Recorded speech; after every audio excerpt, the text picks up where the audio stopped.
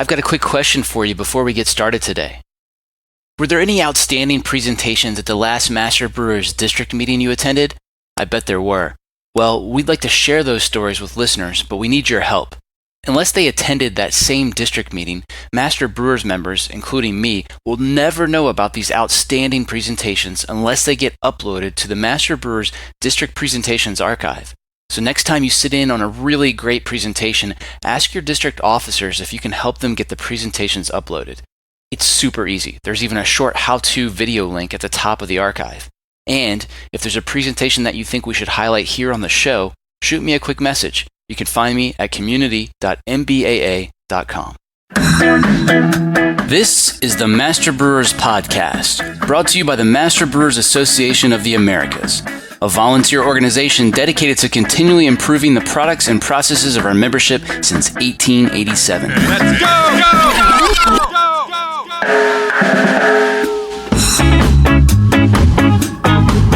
Master Brewers brings you interviews with the industry's best and brightest in brewing science, technology, and operations.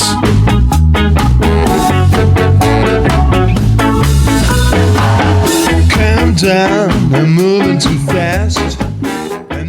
This Master Brewers podcast is proudly sponsored by Hopsteiner, a global leader in the hop industry focused on quality, sustainability, and innovation in new hop varieties and hop products. Contact our brewery sales team to provide you with the hop-related tools you need to craft your next great beer. For more information, visit hopsteiner.com. Additional support provided by Get to know Proximity Malt. We malt superior, European-style, low-protein varieties grown close to home in Delaware and Colorado. Domestically grown, precisely malted to style. With our team of seasoned experts and 2 brand-new malt houses, try what's really new in malt. Check us out at www.proximitymalt.com.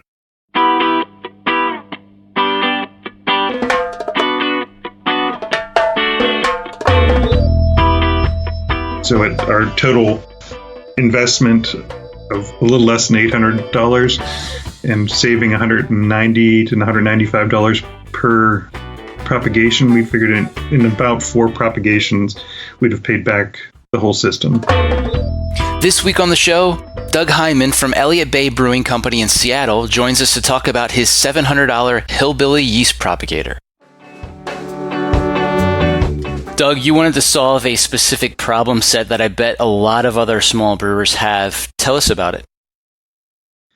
Yeah, I mean, we're a brewpub group that's been pretty much focused on using 1 or 2 house strains for years and years and years, and that's served us well, and we've been able to make lots of fine lagers and ales with those strains, but it's another way to kind of explore new flavors and aromas and to kind of give our brewers another ingredient to work with. We wanted to be able to tap into some other universe of what yeast can provide, and so we started looking at, how can we get more yeast strains in-house without breaking the bank?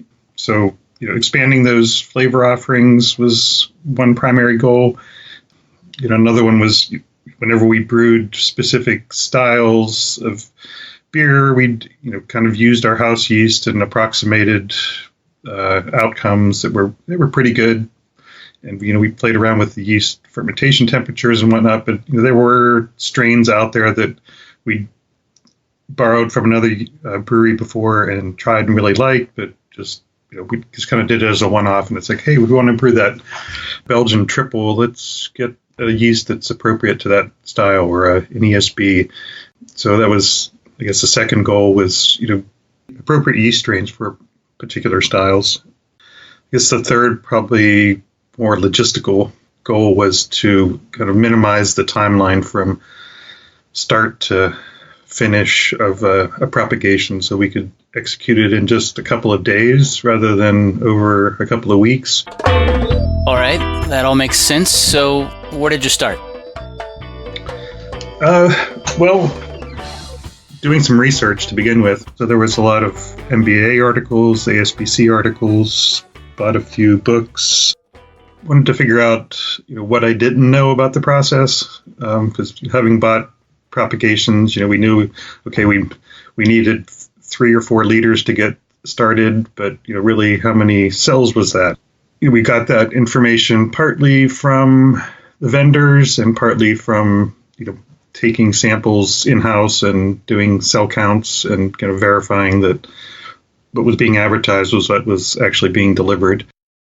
So based on your research, what were some of the things you knew you were going to need to accomplish in your small-scale propagation system? To get this process down to 48 or 72 hours, it seemed from the literature that I was reading that kind of continuous aeration was key. So that was one of the things we had to figure out a system for. There was a fair range of what researchers had recommended in terms of wort makeup. It's pretty convenient for us to pull wort from the brewhouse stream, and then we can dilute it down to, say, between 10 and 12 Plato. That seemed to be the sweet spot in the literature for target growth media and temperature control. There was quite a range of recommendations in the research I came across, but kind of settled on 77F as a target, and that seemed in some research to work for both lagers and ales in terms of, at least in the propagation stage. And then agitation. Some of this research was coming out of the baking industry and being applied to the brewing industry, that kind of aeration and agitation, just to facilitate that gas transfer, seemed to be key. Beyond that, aseptic technique was definitely emphasized everywhere I read. How much yeast were you pitching direct without propagation? I think you said it was roughly 3 or 4 liters, but what did that work out to in terms of how many cells you were pitching? It was around, I think, like 3.5 to almost 4 trillion cells. How did you figure out what size propagation would be ideal? In a normal ferment, you may get 3, 4, maybe 5-fold increase.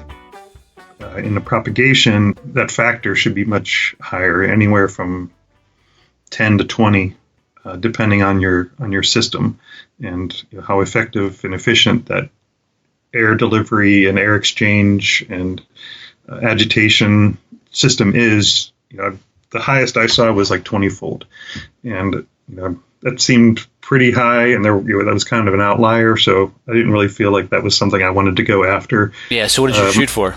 I was anticipating 8 to 10. Okay. And so I kind of worked off of the cell contents of packaged yeast that was being delivered by different vendors, and figuring out how much did I need. If I was buying yeast from Y Yeast, how many packs of their yeast did I need to buy versus how many packs of White Labs yeast did I need to buy, because they're not, one package of Y Yeast does not equal one package of White Labs. Right.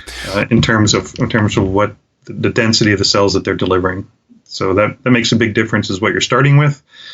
And so you kind of backed into that. You kind of said, okay, well, I'm going to take that, almost 4 trillion cells that I know I need, and start with basically about 1/8 of that. Is that right?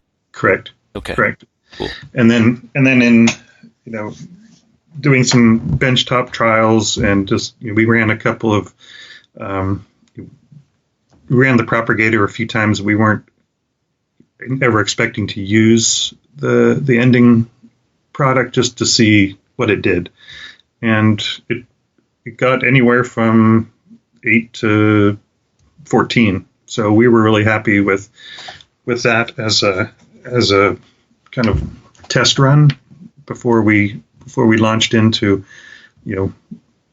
grinding in and getting a brew ready that we knew we needed that yeast in 2 days. That kind of gave us, I guess, the confidence to move forward with it. That those test propagations in 18 and 36 liters was yielding in 48 hours, something that was at least what we were getting delivered from our vendor, and sometimes more.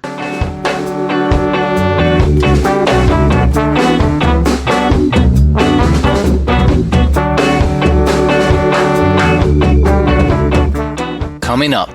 We figured in about 4 propagations, we'd have paid back the whole system. I'm John Bryce, and you're listening to the Master Brewers podcast from the Master Brewers Association of the Americas.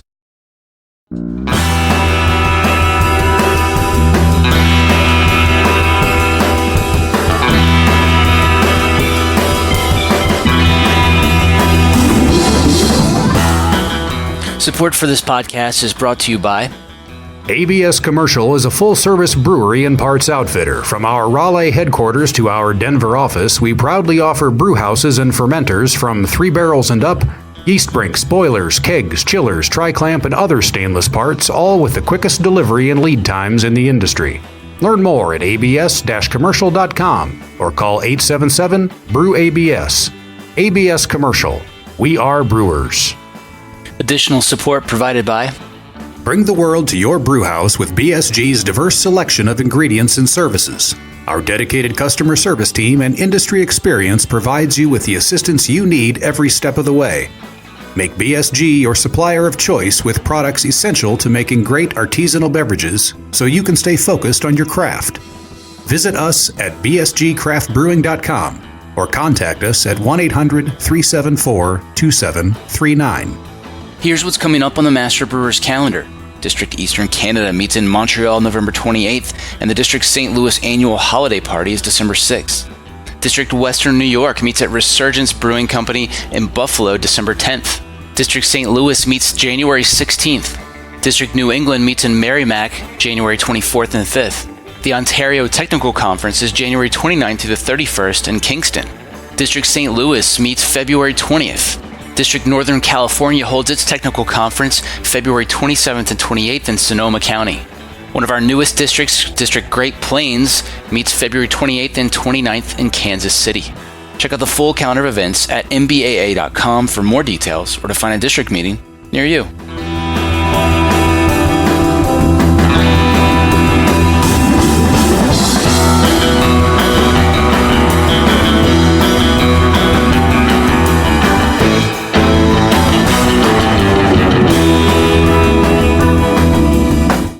Now back to the show.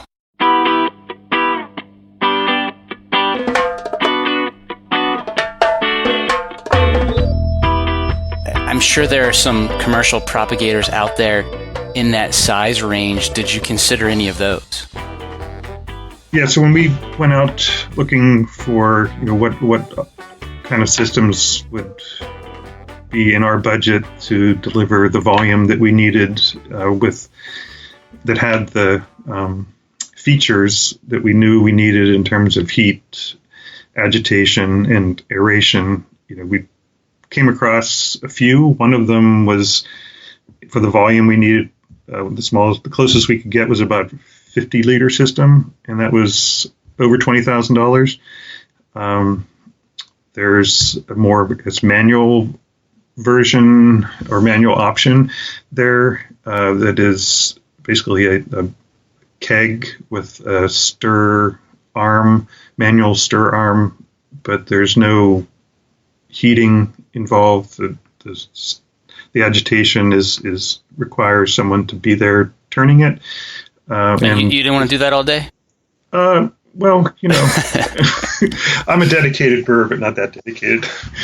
And it didn't have a way to add oxygen in the frequency and the volume, and it was being recommended in a lot of the research. So we turned to our old friend, the glass carboy, with a kind of exterior heating blanket sort of thing that wraps around it, and it has plugs into a thermostat that's able to maintain the set temperature. And then we bought aeration stones that fit through the mouth of the carboy through a rubber stopper that we could introduce sterile air through that to keep that aeration ongoing. And also we found stir plates that would spin 18 liters of slurry pretty easily and reliably. And So with those three, wanting to hit those three parameters of aeration, agitation, and maintaining proper temperature, that fit the bill, and we did the whole thing for under $1,000. That's pretty good. Most of the times I've set out to build something for the brewery rather than just buying the right tool for the job, I've regretted it. So sounds like your story had a better ending. So you're under $1,000 for the total damage thus far, you said. Was there any other equipment on that list? And we'll put a full list of your equipment via your slides in the show notes. So okay. Anybody who wants to copy your design has access to that. But did we miss any other components of your system there? There are a couple of tools that we had to just kind of look at what we had available to us and kind of make it work, sort of thing, in addition to what we could buy off the shelf. One of those, we took a carboy rubber cap or plastic cap and took a stem out of a Cornelius keg and made that into a sort of a racking cane that we could clean and sanitize. So the cap has two inlets, and one of them we could push sterile air in to put low pressure on the carboy to get the slurry out of the propagator. And the other pieces were kind of small parts that we had around to make connections between CO2 quick connects and the plastic quick connects for that air introduction system. We also had an old broken down screwdriver that I just couldn't throw away, and I didn't know why. We used to use it for taking bungs out of bung-sided kegs, and it finally gave up the ghost, and part of the straight end of the screwdriver broke off, but I wasn't going to throw it away because I knew someday, somewhere, I'd find a use for it. And we ended up gluing a magnet onto the end of the screwdriver blade, because when you put the stir bar into the carboy, it doesn't necessarily land right in the center where you need it to spin on the stir plate. So one person lifted up the carboy, and then I could kind of guide the stir bar into the center of the carboy, and then we could put it down on the stir plate, and it worked. So now were both of these two vessels basically in the same status at all times, like both of them doing the same thing, or were there, was the setup on them identical, or were you weren't recirculating the liquid between the two at all? They were just both static, identical, if you so to speak. Correct. Yeah. So that was just because these stir plates could really only spin 5 or so gallons. And so that was, we were basically running them side by side to get our 36 liters. Okay, makes sense. And I'm wondering too how important that headspace was, because years ago I used to propagate fresh yeast in kegs, but it was always a little tricky having making sure you had enough headspace, because don't you get a decent amount of a little bit of foaming from the aeration? You definitely do, and and the yeast is consuming the sugar, giving off CO2, so it's generating foam from that process. So this 18 liters in probably 6 gallons, so that's roughly 24 liters. So it was 25% of the vessel was headspace. And we still get a little bit blowing out the top, but not very much. All right. How about giving us a play-by-play for the first time you ran a propagation that pitched 10 barrels? What happened? Our initial project with this was for an anniversary beer we were brewing. We were going to employ 2 different yeast strains. And so we did 18 liters. Our target volume was 18 liters of a Belgian Saison and 18 liters of a French Saison. So we just did, each of those was going to be 18 liters to get us our total 36 liters. 3724, which is a Belgian Saison, had yield a factor of 10.9, which is higher than the 8 we were anticipating, and the 3711, which is a French Saison, had a yield of 12.3. So both of those significantly higher than what we'd anticipated. So we were very happy with the results of that first run through. So pretty nice. Yeah. And we've since done this another 3 or 4 times, and so far so good. Tell us about the ROI on this project. Yeah, so by our history of buying those 3-liter props, that cost us about $250 per prop. Whenever we purchased 6 of the yeast packs, that cost about $55 to $60. So roughly $190 to $195 savings per prop. So our total investment of a little less than $800 and saving $190 to $195 per propagation, we figured in about 4 propagations, we'd have paid back the whole system. When I used to propagate yeast in kegs, it was always difficult having the right wort stream available when I needed it. How did you deal with that? Well, the times that we've done this, which is only a handful, we've always kind of timed it to have the yeast or the wort stream that we needed at the time. But when we were doing some of the trials, we also tested out pulling wort from the brew house and then putting it in either media bottles or mason jars and sterilizing it, and that's worked fine as well. Let's hear about some of the QC. Is your propagated yeast as pure and healthy as the direct pitches from the lab? Because this is a 48 to 72 hour process, once we crank the propagator up, there's really isn't time to plate things and wait for results before the yeast is headed for its first live brewery fermentation. So we haven't had that luxury, but we have plated from the fermenter after the fermentation was done, and we haven't seen any issues in the handful of times we've taken it from our propagator into the brewery. Maybe if there's after we're saving all this money, maybe I can talk the owners into buying a PCR thermocycler, and we can get results in a couple hours that would maybe let me sleep a little better. That was Doug Heineman here on the Master Brewers podcast. If you want to build a propagation system like Doug's, check the show notes for a link to his presentation, which has plenty of photos, a parts list, calculations, and all the help you'll need.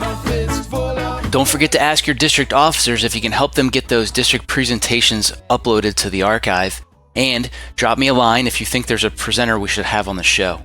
All the links you need are in the show notes.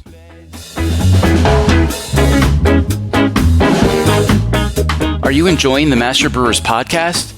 Let me tell you about a simple way you can help us keep making more. Take a minute to thank our sponsors. There's no way we could produce this show without generous support from sponsors like Hopsteiner, ABS, Proximity Malt, and BSG. So please, let them know you heard their message on the Master Brewers podcast and that you appreciate their support.